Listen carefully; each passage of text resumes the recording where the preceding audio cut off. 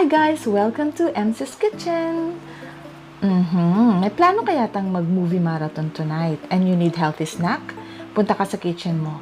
Kapag meron kang fruits like melon, mango, katulad niyan, and then bananas, okay na yan. O kahit na anong fruits, basta fruits. Okay, kuha ka ng 2 banana kapag meron kang banana. Okay, peel your bananas. And then, hihiwain ito. Okay. Wala tayong makitang mas magandang prutas sa palengke o kahit sa grocery ngayon because of the quarantine. Pero kahit na ganitong itsura ng banana natin, okay na yan. Kahit may mga itim-itim ng konti, pwede nating alisin yan. Okay, so, hihiwain natin yung ating bananas. Yan. At gagawa tayo ng healthy snack. Bagay na bagay sa movie marathon mo tonight. Yan, okay. Hihiwain natin ito. Bakit ako nabubulol? Excited na akong kumain. Yan. Okay.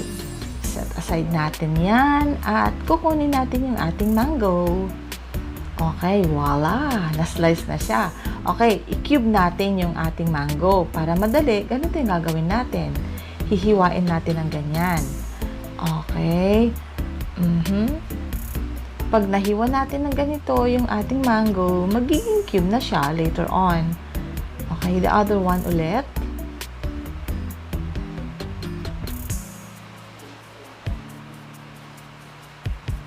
Yes. Oh, so tingnan natin, ang ganda na ng itsura niya. Oh, cube na siya.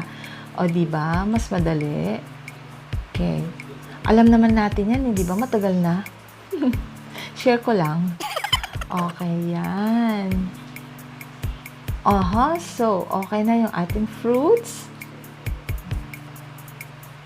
So, ang susunod natin gawin is that, kuha tayo ng mug, ilagay yung prutas sa mug. Okay. Napaka-healthy. Yan. Pag nalagay natin yung prutas sa ating mug, o kaya sa ating baso, o depende kung anong available sa'yo.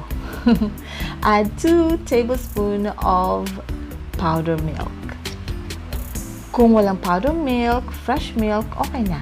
Add 1 teaspoon of turmeric. Turmeric tea yan, ha? And then add what? Hot water. Mainit na tubig. Kasi, ina-advise tayo ng, yung camera, saan nawawala? Yun, take 2. Take 2 tayo. Okay, yan. Sa pool ko na ba? Yan. Ina-advise kasi sa atin na kumain tayo at uminom ng mga mainit na pagkain, uminom ng mainit na sabaw o tubig, kape, gatas. So, ang ating snack is fruits in hot milk. Happy viewing!